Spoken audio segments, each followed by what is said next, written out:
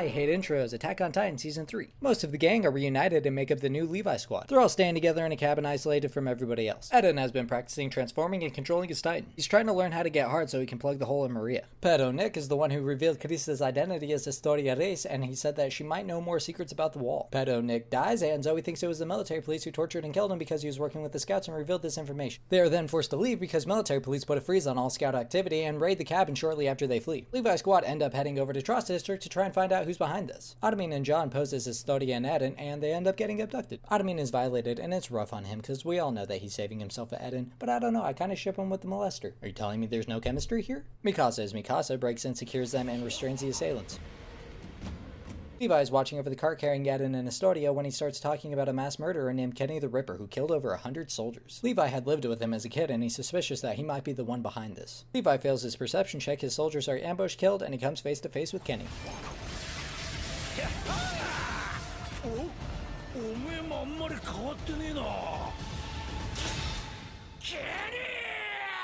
Episode 2. Levi brought swords to a gunfight, so he has to dip with Kenny pursuing him. Eden and Historia get drugged and wagon jacked. Kenny chases Levi into a bar where Levi almost drops him with a gun behind the counter. Mikasa and the others rush to help when they hear the commotion. They run into Levi, who kills another soldier. He explains that they're the enemy and to not hesitate to kill them. Literally 2 seconds after John hesitates and nearly dies. Armin finally does something relevant and then cries about it, which cements my eternal hatred toward him. Even though Armin popped his cherry, they still managed to get away with Eden and Historia. Levi's squad captured an old friend though, the brain-dead Trump supporter who blocked the gate during the Trosk evacuation when Eden first turned into a Titan. He ends up agreeing to help them set up some soldiers.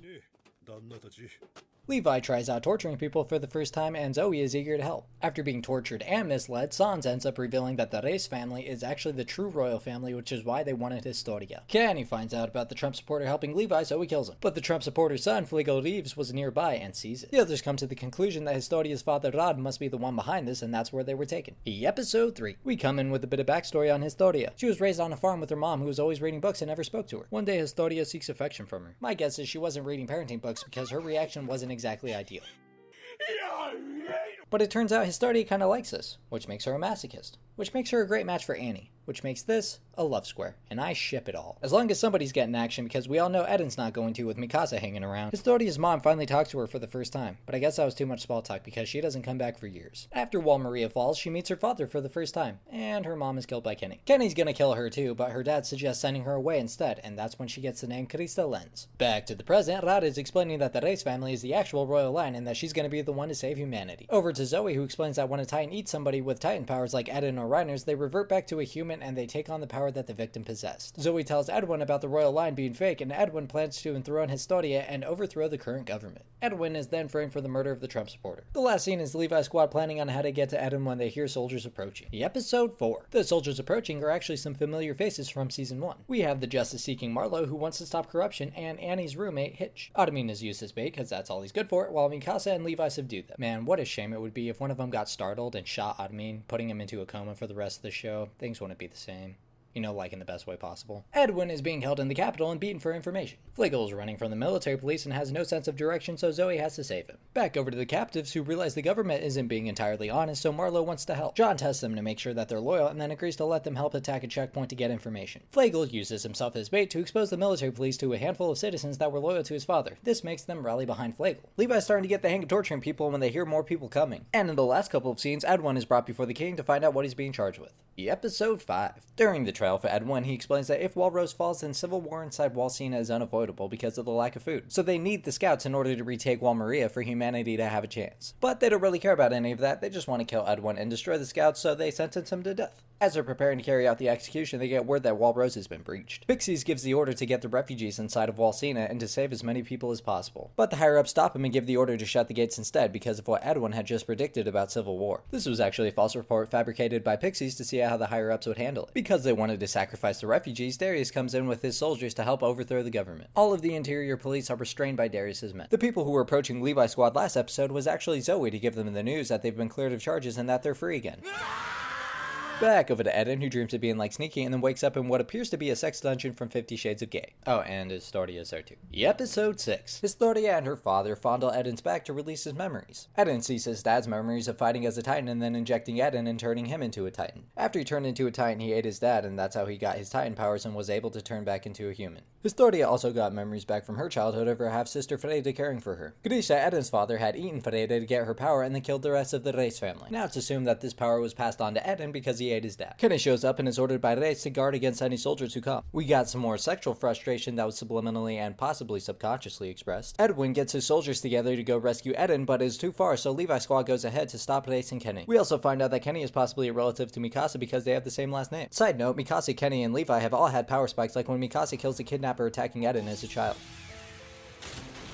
The Ackerman family was a vital supporter of the king, but were persecuted when they turned their back on the king along with the Oriental clan. They are some of the few bloodlines that can't have their memories altered by the Titan powers, which is why the king feared them and had them persecuted. It's also suggested that Kenny is Levi's uncle, which would make Mikasa and Levi distant relatives. And in the last scene, the Levi squad is getting ready to launch their assault. Episode 7. Cloud is getting ready to turn Historia into a Titan so that she can eat Eden and get the Titan powers back. Using a smokescreen, Levi's squad breaches the caverns and engage Kenny's soldiers.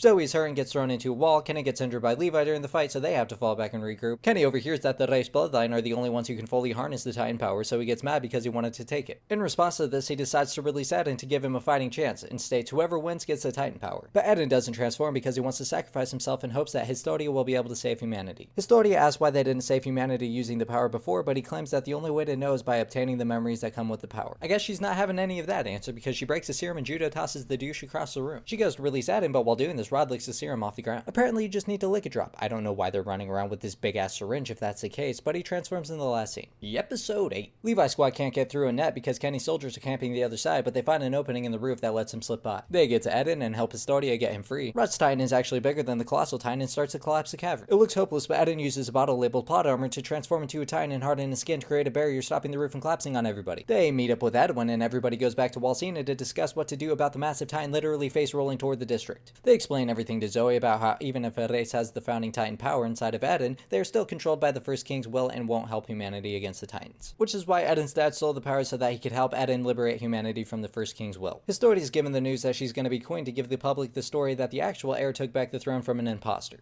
Episode 9. Eden had tried using his powers to control Titans on Rod's Titan, but it doesn't work. The soldiers use cannons to try and soften the Titan up, which doesn't work because that would be way too simple, so they gather a bunch of barrels of gunpowder to stop it instead. The Titan reaches the wall and looks like a brain-dead face-rolling Riven player after a long day of solo queue against me. Edwin explains sex to the Virgin Ottoman, which leads to the plan of having Eden shove his barrels down the Titan's throat, causing an explosion. Historia finds the vital and damages it to prevent any regeneration, has a flashback, and then monologues to everybody that she's the queen. After all of this, Levi finds Kenny, who is nearly dead and lost all of his soldiers in the cavern collapse. He's too injured and bound to die, but he pulls out a Titan serum in the last scene. Episode 10. We get a flashback of young Kenny fighting against Ra's brother Udi. Udi apologizes for the Ackerman's persecution, which shocks Kenny and makes him want to work for Udi. Kenny goes to visit his sister, who worked in a brothel, but she died, leaving little Levi with nowhere to go. Kenny took him in and taught him how to survive in the underground, then once he could fend for himself, he leaves. Udi becomes ill, which is when he passes his power onto his niece, Freda. Back to the present, Kenny tells Levi that the Ackermans opposed the king because he didn't want humanity to survive, gives Levi the serum, and then passes away. Over to Historia, who's crowned the new queen, and most people seem to support her. Meanwhile, Reiner's armored Titan had just suffered a defeat to the Beast Titan, and we get a first look at the person piloting the Beast Titan. Episode 11.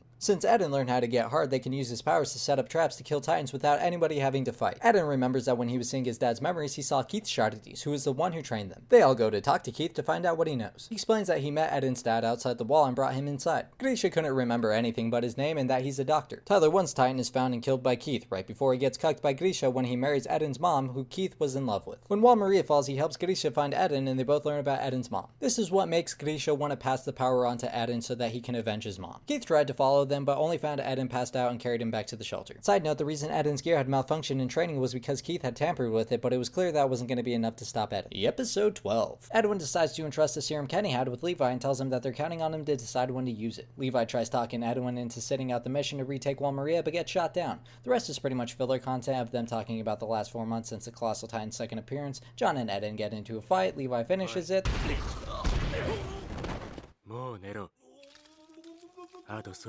The last couple of scenes are the public actually showing support to the scouts for the first time in a long time, as well as the official launch of the mission to retake Wal Maria.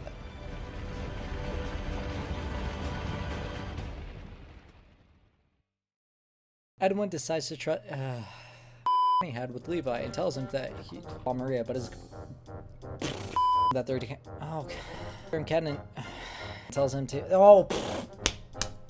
when to use it. Levi tries to on him to use on him to decide when to use it. The rest is pretty much filler content of them talking the last 4 months unless Edwin use it. Levi tries talking into Edwin decides to entrust the serum Kenny had with Levi and tells him that they're counting on him to decide when to use it. Levi tries talking Edwin into sitting out the mission to retake Wall Maria, but gets shot down. The rest is pretty much filler content of them talking about the last 4 months since the Colossal Titan's second appearance. John and Eden get into a fight. Levi finishes it. The last couple of scenes are the public actually showing support to the scouts for the first time in a long time, as well as the official launch of the mission to retake Wall Maria.